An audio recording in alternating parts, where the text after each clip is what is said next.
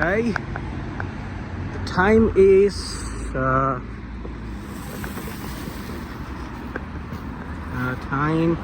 time is 4:35, and we can talk about the beauty of Lithuania. As we can see, the weather is quite good today.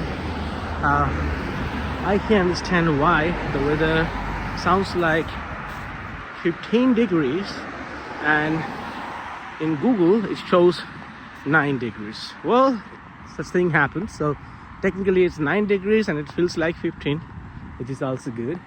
So it's 4:35, so maybe after a couple of hours the weather will be changed.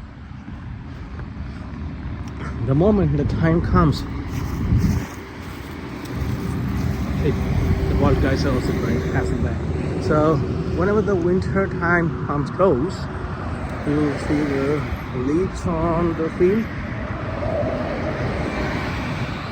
These leaves on the field is a proof that we are quite close to the winter. Wow, I love winter because in the winter time there will be snowfalls, and then I will have to get my boot out to walk on the road. Otherwise I'll be slipped if I will not be having the gum boots with me for walking on the snow. Well, I got a good experience on snow walks because of my experience of living in Armenia, Bulgaria and Romania for quite a long time, and also since I have lived in Russia also for a long time as well. These countries taught me how to live life in the countries where you find snows in the winter time. Though I'm from India, so in India it's hard to find snows apart from a few regions where we can see such things. But those regions are quite far from my place because I was brought up in Delhi.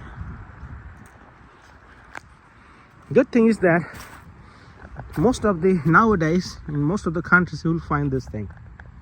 You will find this electric scooter and you can rent it and drive it for a long way. The question is that why I'm showing this beauty of Lithuania, because I fall in love with it. Not only Lithuania, but I'm quite close to the nature.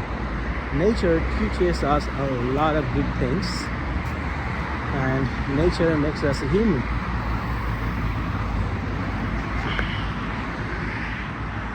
So far what I understood is, if you are a good traveler, if you love to travel everywhere on the globe, then you have to be very adaptive with the people and with the professions.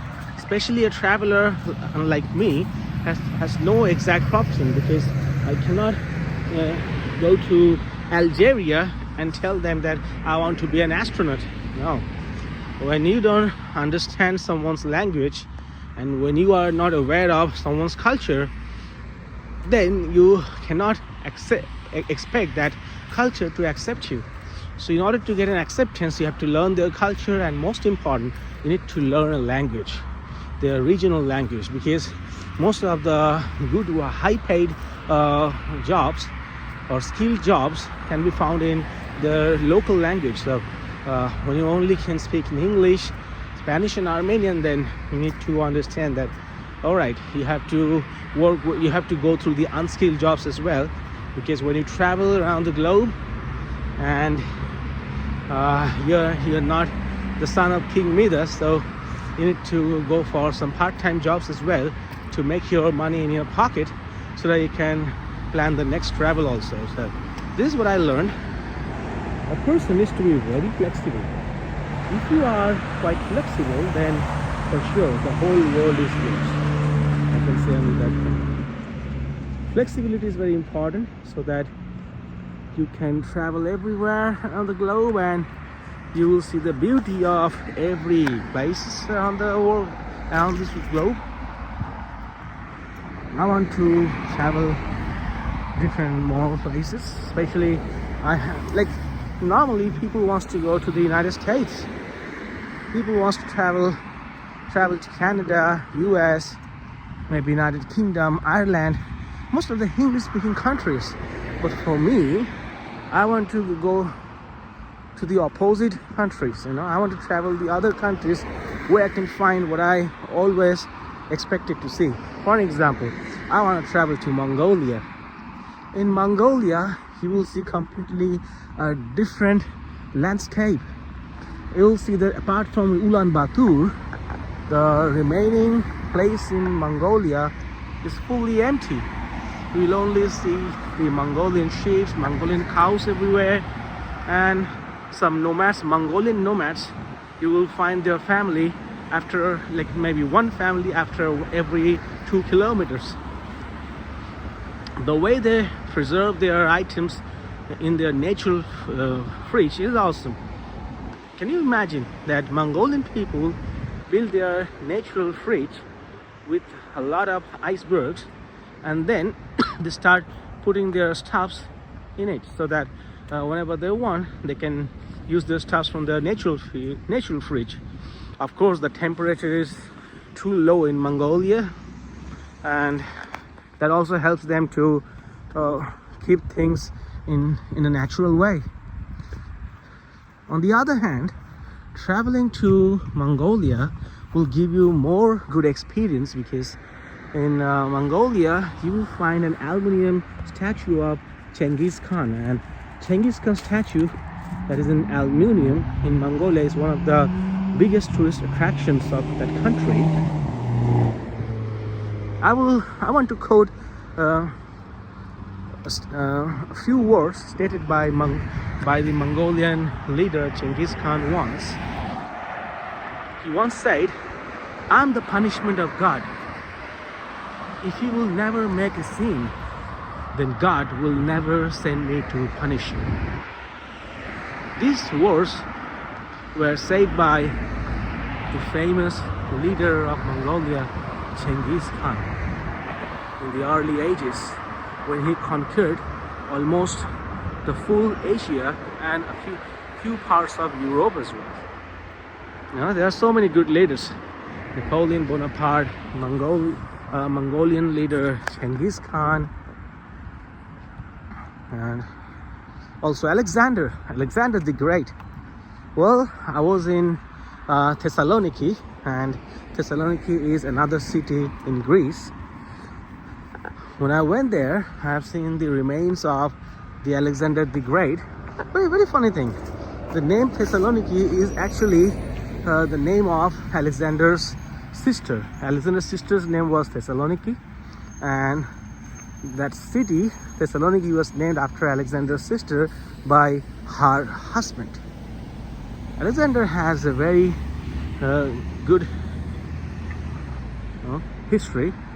He left a big history behind for all of us.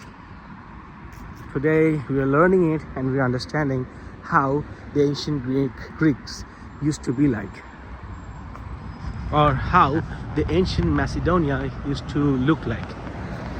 But if you're traveling Greece, then believe me or not, it is completely incomplete if you're also not traveling to North Macedonia. So North Macedonia is another country which is the neighbor of the Greece. So when you're traveling to Greece, travel North Macedonia as well. When you're traveling both of them together. And also Plovdiv, which is situated in Bulgaria.